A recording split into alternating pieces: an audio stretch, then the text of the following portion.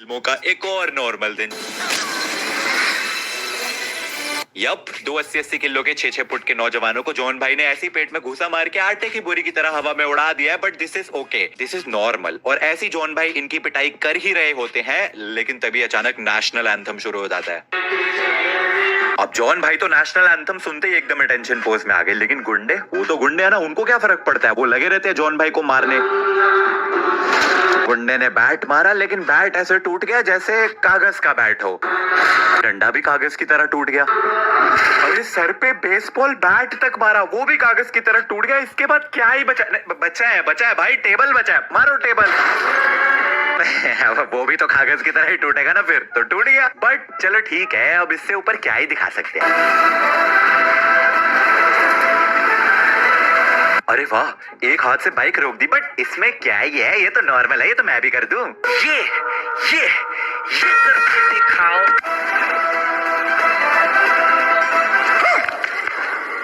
अरे वाह, बाइक समेत ही बंदा समेत सब कुछ उठा लिया, और उठाया तो उठाया, उसके बाद उसको राउंड राउंड घुमा भी है। ये देखो, बहुत अच्छा लग रहा है, मजा आ रहा है। और पीछे ये भाड़े के 10-10 रुपए वाले एक्टर्स को देखो, इनको अलग ही जीवन का आनंद मिल रहा है। 10 रुपए में बहुत ज्यादा एक्टिंग करा ली, 10 रुपए ताली मारने के अलग से लेंगे। और एक बारी को मैं ये मान भी लूं कि सच में ऐसा कर्तव्य किया जा सकता है, इंसान समेत बाइक को उठाया जा भी सकता है, तो भी तुम देखो बाइक को पकड़ा कहां से हुआ है, फुट रेस्ट और ब्रेक से।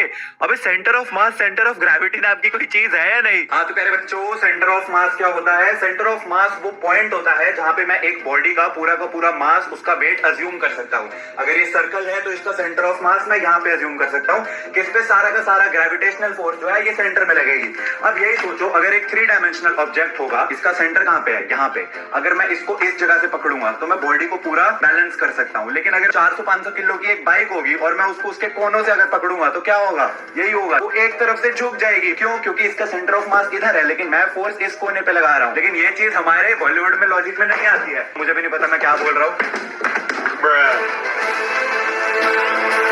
फेंक दो इसको जॉन भाई, फेंक दो। मैं तो कह रहा हूँ चांद पे उठा के फेंक दो। अरे मैं मजाक कर रहा था, सच्ची में नहीं फेंकना था।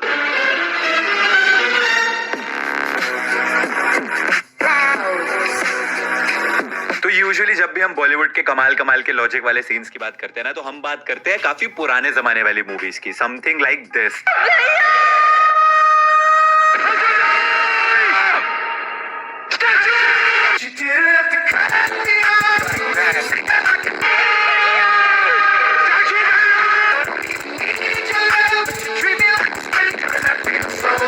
Yes, इन्होंने छत से गिरती हुई एक लड़की को बीच हवा में स्टैचू बोला। स्टैचू, ऐसे वो गिरते गिरते एकदम से फ्रीज हो जाएगी हवा में, क्योंकि ग्रेविटी तो आपके पिताजी की है। तो मैं यही कह रहा था कि आज तक हम ऐसे ही पुराने जमाने के सीन्स देखते थे विदाउट लॉजिक वाले। लेकिन आज हम बात करने वाले हैं कुछ ऐसी मूवीज की जो काफी रिसेंट है, पिछले 4-5-6-7 सालों में रिलीज हुई है। एंड क्योंकि वीडियो का इंट्रो है, तो हम एक इंट्रो सीन से स्टार्ट करते हैं, जहाँ पे अपने भाई सल्लू भाई का इंट्रोडक्शन हो रहा है मूवी राधे में। विलन के घर का सीन है। हमारे विलन ने फोन निकाला और अपना फोन इस्तेमाल कर ही रहा था, तभी अचानक एक साया आया जो कि फ्लैश की भी स्पीड से ज्यादा तेज आया खिड़की के थ्रू, और इसके चीक को कट करके चला गया। इसने फ्लैशबैक में सोचा, अरे भाई हुआ क्या? एंड तभी पता चलता है कि अपने भाई, अपने सल्लू भाई फ्लैश से भी ज्यादा तेज उड़ते हुए आए। इतनी तेज आए कि इसको दिखे ही नहीं, लेजिट दिखे ही नहीं, इतनी तेज थे अपने सल्लू भाई। और इतनी तेज एंट्री लेने के बाद ये उड़ता हुआ कांच उन्होंने अपने मुंह में लिया, विलन की तरफ फेंका, जिससे उसका चीक भी कट गया, सब कुछ हो गया, और उस विलन को कुछ पता ही नहीं चला, क्योंकि अपने सल्लू भाई he is the fastest man alive bro. He is faster than flash. Flash who? कौन है बे? एंड यू नो व्हाट, उससे भी फनी चीज क्या थी कि ये विलन हमारे सल्लू भाई की शक्ल देखते ही लुढ़क गया।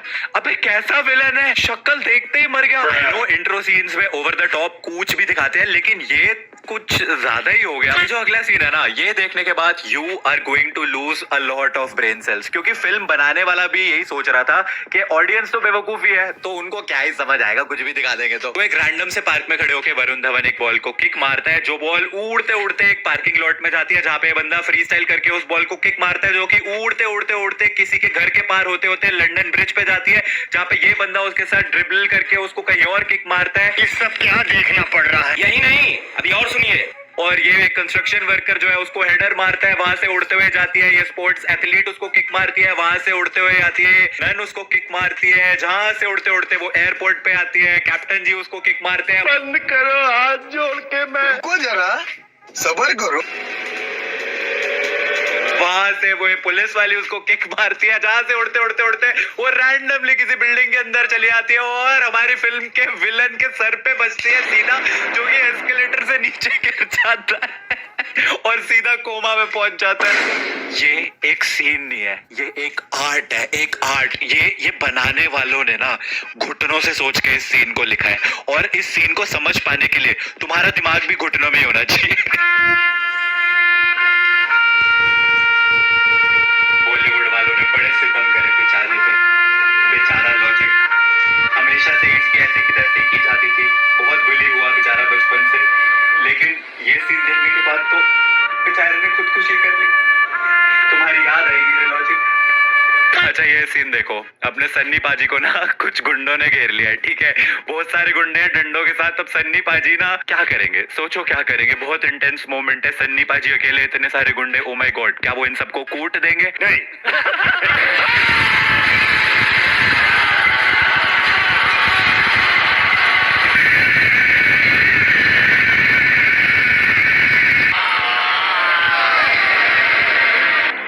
यार ये क्या था? ओह नो मैन, क्या बोलूं मैं इसके बारे में। मेरे पास कोई अल्फाज नहीं है, मुझे माफ कर दे आप लोग सारे, मुझे छुट्टी दे दे, मैं इस दुनिया से छुट्टी चाहता हूँ। मैं बस यही बोलना चाहता हूँ कि अगर आपको लग रहा था कि बस इतना ही है तो नहीं, अभी और है। इसके बाद कुछ गुंडे सन्नी पाजी की तरफ जो है वो मटके फेंकते हैं।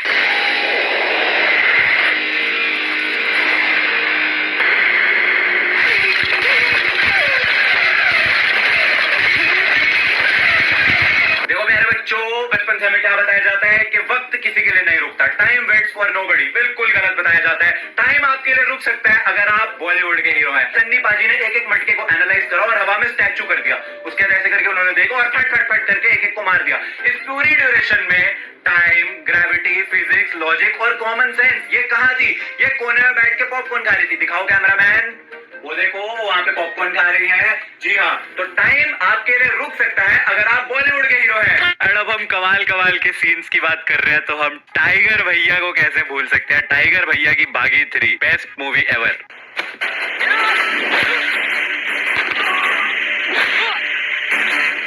ये सिक मूव वैसे मैंने अपनी एक पुरानी वीडियो में भी तुम्हें दिखा रखी है, लेकिन स्टिल मेरे कभी ये चीज पल्ले नहीं पड़ती कि भाई उस बंदे ने लात हवा में कर रखी है और 3 लोग एक के बाद एक आते हैं, टोंग टोंग टोंग करके, तीनों उसकी लात में टकराते हैं और मर जाते हैं।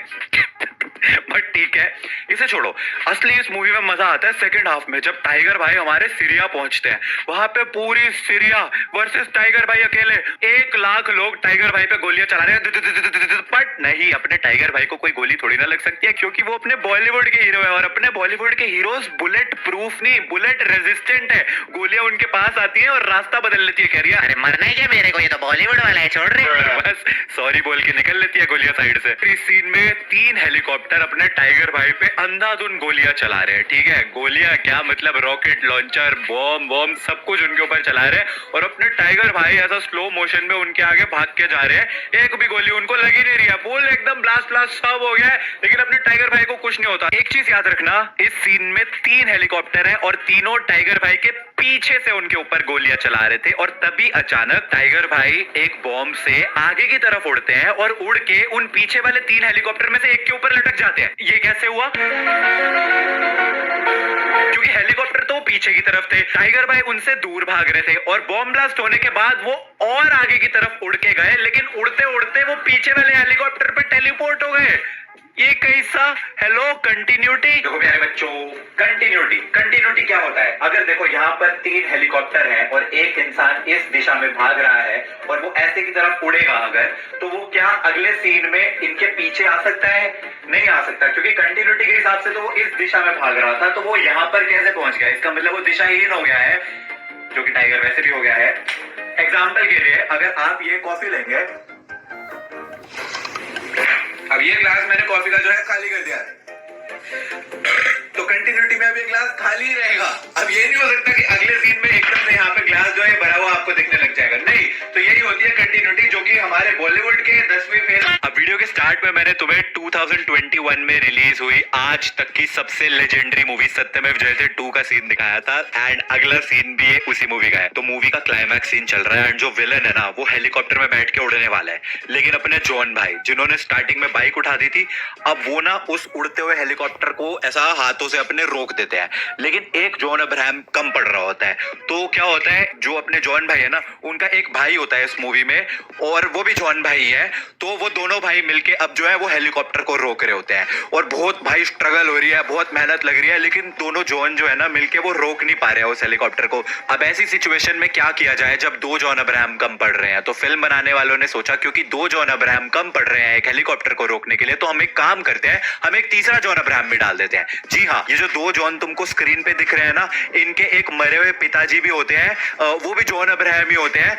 उनकी आत्मा आ जाती है इस हेलीकॉप्टर को रोकने के लिए। नहीं, मैं मजाक नहीं कर रहा, ये कोई भूतिया मूवी नहीं है, सच में उनके मरे हुए पिताजी की आत्मा आ जाती है और वो आत्मा सबको दिख रही होती है। और अब ये 3 जॉन अब्राहम, जिनमें से 2 तो भाई है और एक उनके मरे हुए पिताजी है, वो आत्मा, ये तीनों जॉन मिलके जो हेलीकॉप्टर को नीचे खींच देते हैं। ये मूवी इस सदी की सबसे लेजेंडरी मूवी है। This is a cult classic. मतलब ऐसी मूवीज ना कभी वर्षों में एक बार बनती है एंड अगर इस वीडियो पे 1 मिलियन लाइक्स आ गए ना, मैं पक्का इस मूवी पे एक डेडिकेटेड वीडियो बनाऊंगा। अब मुझे नहीं पता तुम लोग ये चीज समझ पाओगे, तुम लोग नोटिस कर पाओगे या नहीं कर पाओगे, लेकिन लास्ट मंथ मैंने एक मूवी देखी थी एक विलन रिटर्न्स नाम की। उसका एक सीन जिसमें अर्जुन कपूर बाइक स्टंट कर रहा होता है, डूड इतना फेक सीजीआई। एक बार अर्जुन कपूर का फेस ध्यान से देखो डूड, आज से 20-30 साल पहले भी इससे ज्यादा अच्छे बाइक स्टंट सीन्स कर लेते थे लोग, ये इतना फेक सीजीआई कर रखा है इन्होंने एक ऐसी मूवी में जो 2022 में रिलीज हुई है, वो भी 100 करोड़ के बजट पे। इतना फेक सीजीआई कैसे है? एंड पता है, मैं ये मूवी ना अपने दोस्तों के साथ देखने गया था and contrary to the reviews हमें ये मूवी सही लग रही थी, बट फिर ये सीन आया एंड वी वर लाइक अबे क्या हक दिया भाई, इससे अच्छा ना ही दिखाते, उसकी शक्ल पास से दूर से दिखा लेते। Anyways guys, that is it for this video. मेरे पास और भी सीन्स है तुम्हें दिखाने के लिए, लेकिन वो हम नेक्स्ट पार्ट में दिखाएंगे ना। और नेक्स्ट पार्ट कब बनाएंगे? जब तुम इस वाली वीडियो को लाइक करोगे, तो लाइक कर देना। एंड तुमने कौन सी सबसे कमाल की लॉजिक वाली मूवी देखी है रिसेंट टाइम में, कमेंट्स में मेरे को बताना, ताकि उसके भी हम सीन्स को यूज कर सकते हैं आने वाली वीडियो में। And I will see you guys in the next video. तब तक के लिए थैंक्स फॉर वॉचिंग।